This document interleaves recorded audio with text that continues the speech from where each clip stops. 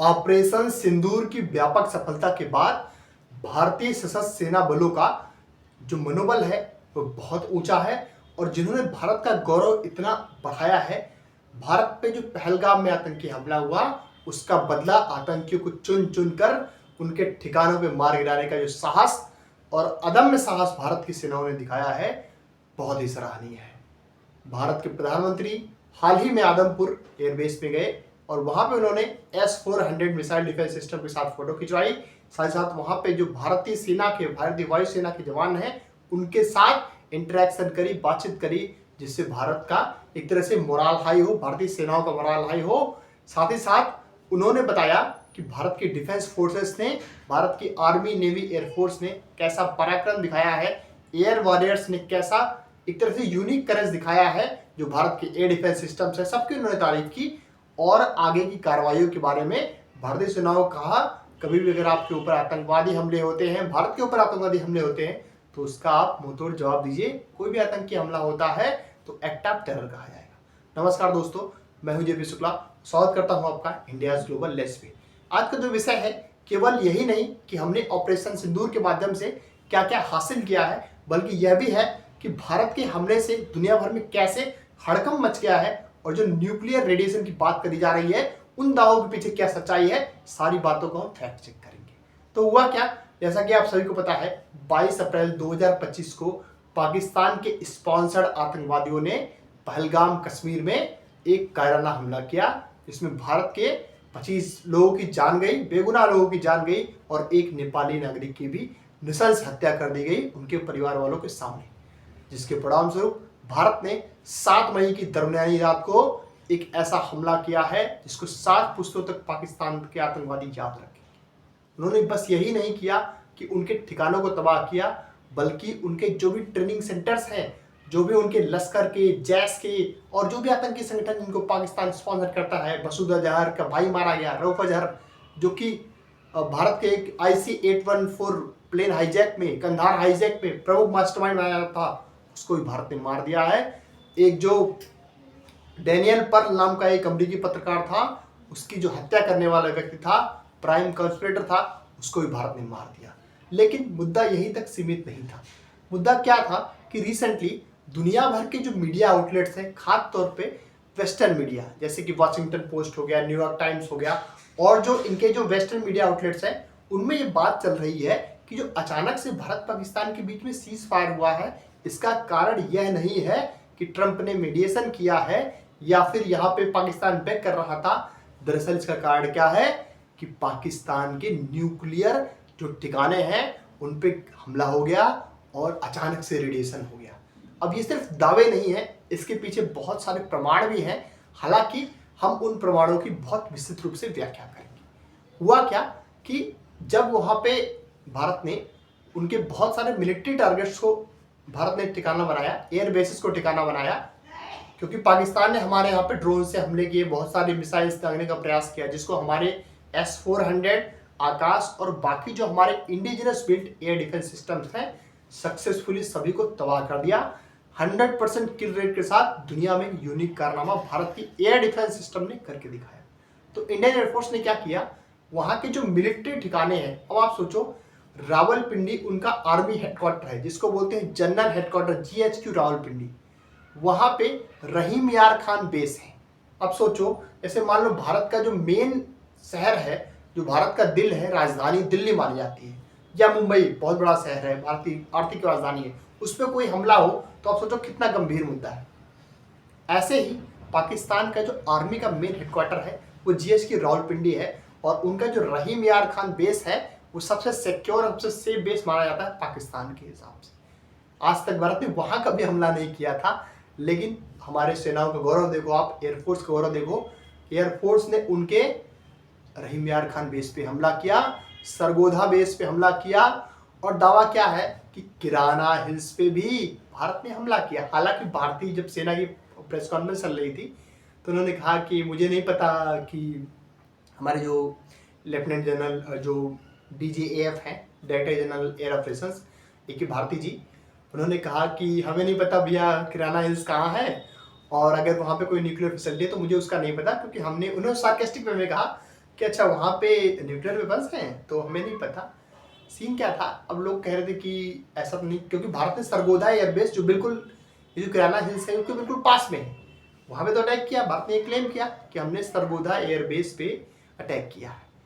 तो कहीं ऐसा तो नहीं कोई बॉम्ब वहाँ पे किराना हिल्स में गिर गया हो, जिससे कोई न्यूक्लियर बॉम्ब वहाँ पे इन्होंने डिटोनेट करके रखा हो, वो हल्का सा रेडिएट करने लगा और जिसकी वजह से लीकेज हो गई, बहुत सारे लोग वहाँ पे कंटेमिनेट हो गए हैं और उनको खाली कराया जा रहा है, एरिया को कॉर्डन ऑफ कर दिया है।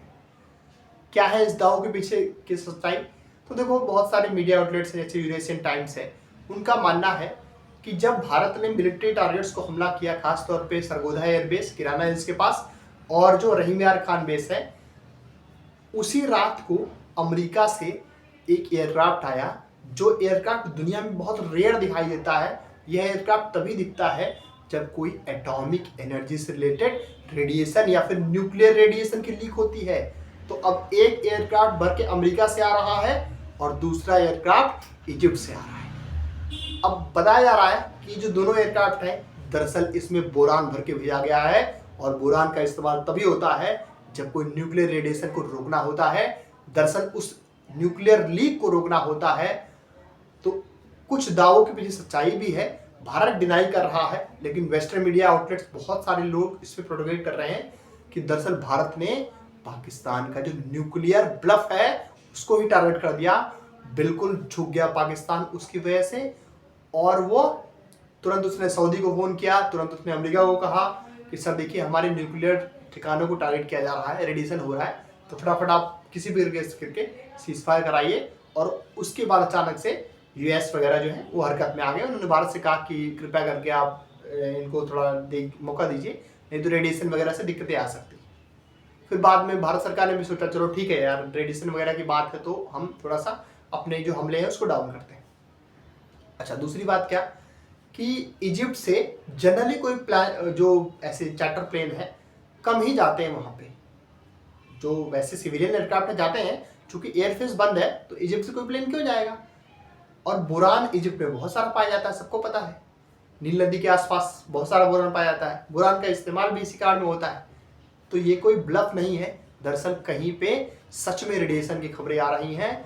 और देखो न्यूक्लियर की हर बार ये धमकी देते हैं। इनका जो एफएम है, डिप्टी प्राइम मिनिस्टर भी है इसाक डार, इनका जो डिफेंस मिनिस्टर है ख्वाजा सिफ करके नाम है उसका, वो तो बिल्कुल एकदम ब्लंट है। मतलब एक न्यूज चैनल पे इंटरव्यू देता है, कहता है कि हम इनके जो मिसाइल्स हैं इनको इंटरसेप्ट इसलिए नहीं कर पाए क्योंकि हम चाहते थे कि इनको हमारा क्या बोलते हैं कहाँ क्या हथियार है पता ना चले। और अगले दिन सुबह कहीं और जाके इंटरव्यू देता है तो कहता है कि पता नहीं कौन सी टेक्नोलॉजी ये लोग लेके आ गए, स्टेल्थ फीचर है ड्रोन में इनके, हम पकड़ नहीं पा रहे हैं। ये कुछ अलग सी टेक्नोलॉजी है जो इजराइल और अमेरिका ने यहूदियों ने भारत को दे दी है। तो उसके क्लेम्स ऐसे हैं, मतलब एब्सर्ड। उसको पता नहीं किसने डिफेंस मिनिस्टर बना रखा है, क्या मजबूरियां हैं उसमें शहबाज शरीफ एंड फैमिली की, नवाज शरीफ की क्या मजबूरी है उस बंदे को। मतलब इतना इलिटरेट आदमी कैसे, मतलब इतना जाहिल आदमी कैसे भी किसी देश का डिफेंस मिनिस्टर बन सकता है? वो ऑन टीवी आके कहता है कि हाँ मैं 30 साल से डर्टी वर्क कर रहा था अमेरिकन और वेस्टर्न्स के लिए, आपके पाकिस्तान में आतंकियों को ट्रेनिंग, फंडिंग और स्पॉन्सरिंग करने का। जो यूनिवर्सल एक्सेप्टेंस है वो एक्सपोज हो रहा पाकिस्तान। हुआ क्या कि ये भाई साहब दुनिया भर में डंका पिटने लगा इनका जो एक शाहिद अफरीदी, उसको शहीद अफरीदी भी कह सकते हैं लोग, कि वो कम्बल की तरह है, मतलब कभी भी उसको निकाल लेते हैं ये लोग। जब बिल्कुल भीग रहा था पाकिस्तान, वो बिल्कुल उछल रहा था। फिर बाद में जब पता चला उसको कि भैया 13 लोग मर गए हैं, पहले तो इन्होंने कहा हमारे 11 सैनिक मरे हैं और 40 सिविलियन मरे हैं। फिर बाद में आज की अपडेट थी तो ये मान रहे हैं कि हमारे 13 जवान मरे हैं। अब बताओ किसी भी देश के 13 जवान मरे हैं, 40 सिविलियन मरे हैं और सामने वाली कंट्री से सिर्फ 5 ही कैजुअलिटीज भारतीय जो शहादत हुई है 5 लोगों की, तो आप कैसे डिक्लेयर कर सकते हो क्या बीत जाएगा? बिल्कुल एब्सर्ड लॉजिक है। और पहले दिन आप कह रहे हो कि हमारी कोई लॉसेस भी नहीं है, कोई कैजुअलिटी नहीं हो रही। तो ये इनका एक तरह से जो गेम है वो ऐसे ही है कि दुनिया भर को बताओ कि हम जीत गए, हम जीत गए, हम जीत गए, और बाद में रोना शुरू कर दो, यार मेरे इतने मर गए, मेरे इतने मर गए, मुझे पैसा दो, मुझे फंडिंग दो।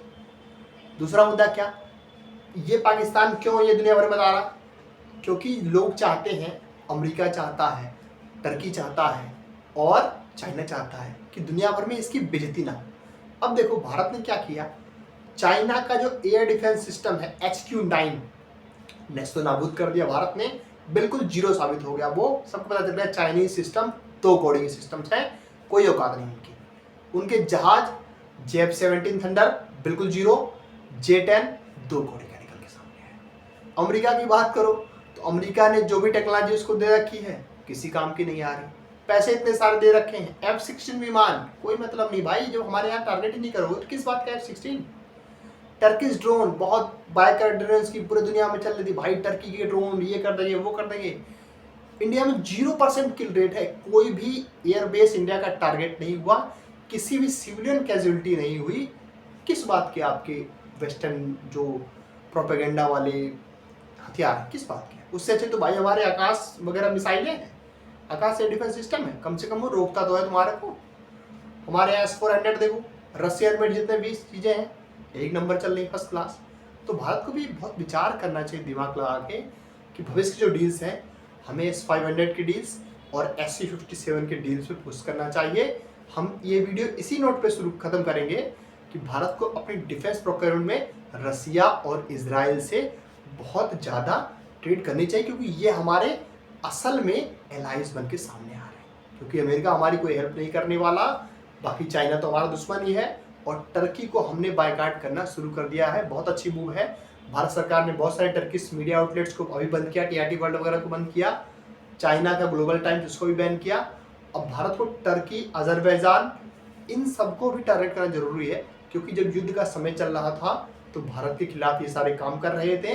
बताया जा रहा है कि टर्की ने केवल ड्रोन ही नहीं दिए बल्कि उसके सैनिक भी वहाँ पे ट्रेनिंग देने के लिए पाकिस्तान में मौजूद थे। बहुत कंसर्निंग बात है, भारत को इस मुद्दे को UN में उठाना चाहिए कि कोई थर्ड कंट्री कैसे किसी वर्ल्ड एक तरह से युद्ध चल रहा दो देशों के बीच में तो कैसे इंटरफेयर कर रहा है। तो मैं चाहूँगा इस न्यूक्लियर रेडिएशन पे और अपडेट आपको दूँ। अगर कुछ और कंटेंट आता है, जो फैक्ट्स थे मैंने आपको बता दिए। बहुत सारे वेस्टर्न मीडिया आउटलेट्स क्लेम कर रहे हैं कि इसमें रेडिएशन हुआ है, हालांकि गवर्नमेंट ऑफ इंडिया का भी स्टांस है कि हमने ऐसा कोई काम नहीं किया है, किसी न्यूक्लियर ठिकाने पर टारगेट किया। लेकिन थोड़ा सा सार्केस्टिक वे में भी कहा कि अगर उनके पास कोई ऐसा है जो उन्होंने हमें बताया नहीं है तो भैया गलती से हो सकता हो गया हो। तो वीडियो इसी नोट पे मैं करूँगा ख़त्म। आप अपनी राय कमेंट बॉक्स पे दे सकते हैं, क्या सच में टारगेट हुआ है, इस पर आपकी क्या राय है। तो अगर आपको हमारा कंटेंट अच्छा लगा, वीडियो बेहतर लगी, फटाफट वीडियो को लाइक करो, दोस्त यार जो भी हैं उनसे वीडियो शेयर करो। और thank you very much for watching this video and wish you all the best.